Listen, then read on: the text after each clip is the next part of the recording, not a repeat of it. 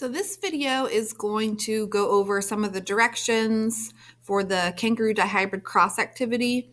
I wanted to give some helpful hints, give some answers, and hopefully help you get this activity completed.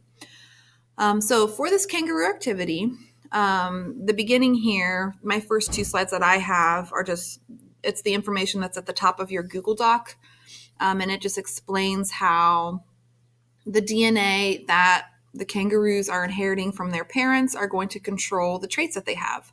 So we know that already. Depending on the alleles that you get, that's going to affect the traits that you are displaying. So the genotype is going to dictate the phenotype.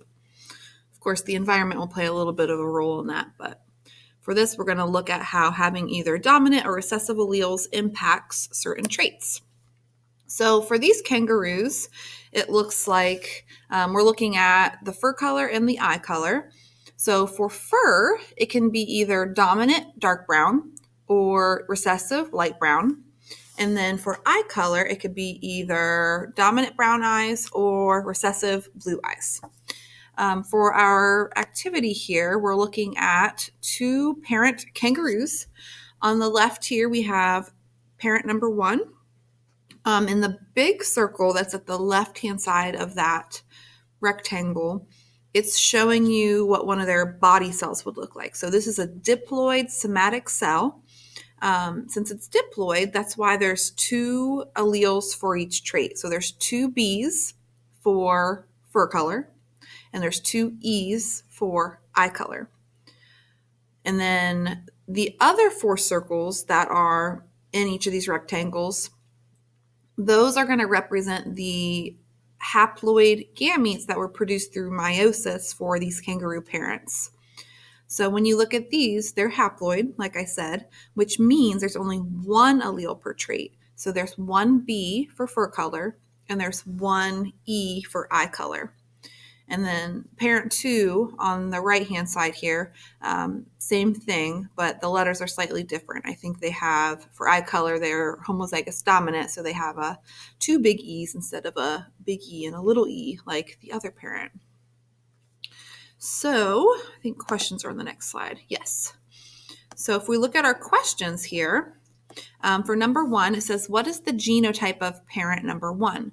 So to get their diploid genotype, you just have to look at their somatic body cell, which we see right here, like I said. And that will be then big B, little b, big E, little e. So they're heterozygous for both traits. For parent number two, they are heterozygous for fur color, but then they're homozygous for eye color. So they're a little bit different. Now for the phenotype, that's what color their fur and eyes would be. Okay, where should I move myself? Move myself out of the way. So for phenotype for parent number one, it looks like if they're heterozygous for both, that means they're going to be dominant for both of these traits because they have a big B and they have a big E allele. So they will have then the dark brown fur and brown eyes. And then similar to this, the same thing really applies for kangaroo parent number two, because they have one big B, which gives them the dark brown fur, and they have two big E's, which will give them just the brown eyes. Okay, next few questions here. So for number 5, it is asking, are gametes haploid or diploid? So they are made in meiosis. They're haploid. They have half the amount of genetic information, which is why when we look at the 4 little cells up here that are the gametes, they each only have one B and one E in them. Number 6, after meiosis, what alleles for fur color and eye color will be present in the gametes of kangaroo parent number 1?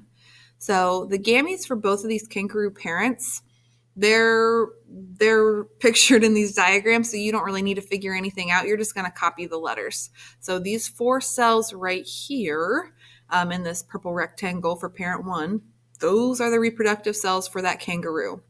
So those are all the combinations of alleles that they can put into their gametes through the process of meiosis. They're haploid. So each of those 4 options that just popped up on the screen, they each only have one B in them, and one E in them. So there's one allele for fur color and one allele for eye color. And then for the other parent,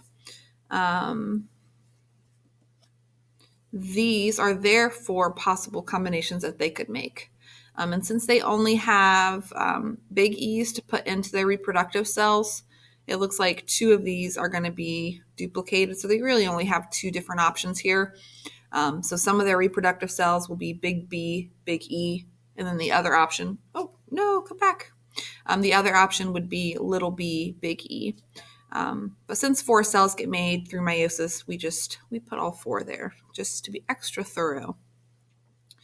All right, then on the next slide here, we are looking at the dihybrid cross, the big Punnett square. So just remember that when you are setting up a dihybrid cross, the gametes are what's going on the outside. So we are just using the information that we put down for the previous 2 questions on the outside of the Punnett squares here, and I think this is actually filled in for you already. But those are the reproductive cells for the parents. They are haploid, 1B, 1E in each of those reproductive cells. And then your mission is then to complete this dihybrid cross and fill it in to show what the possible offspring could look like. So those offspring on the inside of that Punnett square, or what you're really making would be the diploid zygotes that those possible gametes could be making. So depending on the reproductive cells that are used for fertilization, that's going to impact which alleles get put into that diploid zygote, which would be the organism, in this case a kangaroo, that is being created. So to finish up this activity, you all just need to finish filling in that dihybrid cross. Some of them are done for you already. Just make sure you're keeping the B's together and the E's together. And then the very last question has you just figuring out the likelihood that the offspring will have certain genotypes or certain phenotypes based on what you have filled in this dihybrid cross. So good luck. If you need any help, just ask and I will gladly help you out.